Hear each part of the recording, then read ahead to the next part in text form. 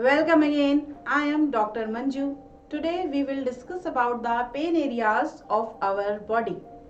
जैसे कि आप देख पा रहे हैं, ये हमारे वो इम्पॉर्टेंट जॉइंट्स हैं जो कि हमारे डे टू डे फंक्शनिंग के लिए बहुत ज़्यादा ज़रूरी होते हैं, लेकिन हमारे नेग्लिजेंस की वजह से, हमारे पोस्चर खराब होने की वजह से और समटाइम्स कुछ डिजेनरेटिव चेंजेस की वजह से इनमें एक में या एक से ज़्यादा जॉइंट्स में पेन होना स्टार्ट हो जाता है, जिसको कि हम अगर कुछ बेसिक एक्सरसाइजेस करें या फिर अपने हेल्दी रूटीन फॉलो करें तो हम इसको प्रिवेंट कर सकते हैं या कुछ हद तक कम भी कर सकते हैं। अगर हम सिर्फ आर्थराइटिस की बात करें तो हाल ही में किए गए सर्वे से ये पता लगता है कि जो हमारे 20 टू 40 इयर्स के बीच के पेशेंट्स होते हैं उनमें ज़्यादातर माइल्ड केसेस देखे जाते हैं, मतलब कि उन्हें माइल्ड प्रॉब्लम्स होती है, माइल्ड पेन होता है। लेकिन जैसे जैसे हमारी एज इंक्रीज होती चली जाती है, अबाउ 40 इयर्स के जो पेशेंट्स होते हैं उनकी सीवियरिटी बढ़ती चली जाती है।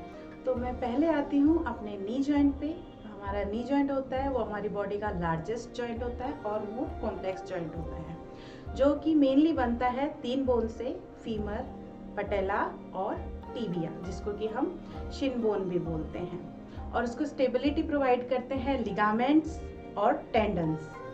हमारे मेनली 4 लिगामेंट्स होते हैं, ACL, PCL, MCL, LCL, और इसके साथ साथ हमारे मेनिस्कस भी होते हैं और बर्सा भी होते हैं।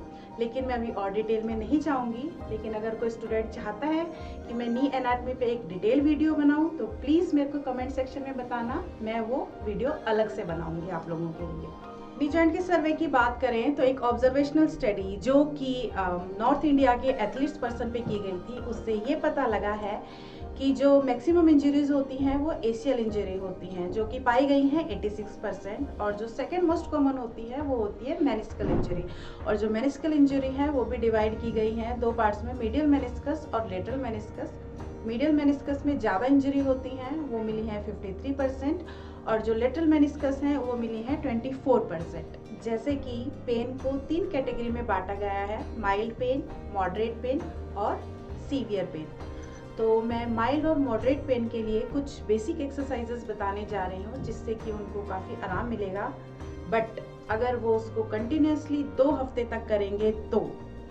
एंड जो सीवियर पेन वाले हैं उनसे एक रिक्वेस्ट है, प्लीज़ आंख बंद करके किसी भी एक्सरसाइज को फॉलो ना करें। उनके लिए मैं बाद में फर्दर स्पेसिफिक वीडियोस बनाऊंगी। स्पेसिफिक पेन के लिए अलग अलग एक्सरसाइजेज होती हैं। तो अब मैं आप लोगों को बताने जा रही हूँ कुछ बेसिक एक्सरसाइजेस नी पेन के लिए। इन एक्सरसाइजेस से आपको दर्द में काफ़ी आराम मिलेगा, लेकिन अगर आप इसे कम से कम 2 हफ्ते के लिए करेंगे। तो कोई भी एक्सरसाइज शुरू करने से पहले हमें वार्म अप करना ज़रूरी है। तो जिस नी की आप एक्सरसाइज करने जा रहे हैं उसको पहले स्लाइटली नी फ्लेक्शन और नी एक्सटेंशन, मतलब उसको मोड़ना और सीधा करना है कम से कम 5 बार धीरे धीरे। उसके बाद आपको अपने एंकल को, मतलब अपने टखने को अपनी तरफ खींचना है और बाहर की तरफ धक्का मारना है, फिर खींचना है, फिर बाहर की तरफ करना है। इस तरीके से आपको 5 से 6 बार करना है। एंड उसके बाद आपकी एक्सरसाइज शुरू करते हैं। सबसे पहले हम करेंगे क्वाड्रिसेप्स की आइसोमेट्रिक। इसके लिए हमें एक टॉवल या चुन्नी कुछ भी रोल करनी है और उसे घुटने के नीचे रखना है इस तरीके से, और अपने घुटने से उसको दबाना है, दबाओ, और 6 तक काउंट करना है, 1 2 3 4 5 6, एंड देन रिलैक्स्ड, और उसको छोड़ देना है, फिर 6 तक काउंट करना है और फिर दोबारा दबाना है। इस तरीके से आपको कम से कम 10 बार ये एक्सरसाइज करनी है। ये हुई आपकी क्वाड्रिसेप्स की आइसोमेट्रिक। इससे आपकी क्वाड्रिसेप्स स्ट्रांग होंगी और आपके दर्द में काफ़ी आराम मिलेगा। ये एक्सरसाइज आप किसी भी पेन के लिए, मतलब स्पेशली नी पेन के लिए कर सकते हैं। दूसरी एक्सरसाइज होगी आपकी हैमस्ट्रिंग के लिए। इसमें आप अपने टखने के नीचे रोल को रखेंगे और इसको दबाएंगे, दबा के रखेंगे 6 सेकंड के लिए और फिर छोड़ देंगे 6 सेकंड के लिए। और इसी तरीके से इसको भी आप करेंगे कम से कम 10 बार। ठीक है, इसके बाद हम इसको यहाँ से हटा लेते हैं। और इसके बाद आपकी होगी हैमस्ट्रिंग स्ट्रेचिंग। हैमस्ट्रिंग स्ट्रेचिंग में आपको क्या करना है, एक चुन्नी लेनी है और इसको अपने पैर के यहाँ से अटैच करना है। यहाँ दोनों हाथों से इसको पकड़ना है और अपने पैर को धीरे धीरे ऊपर उठाना है।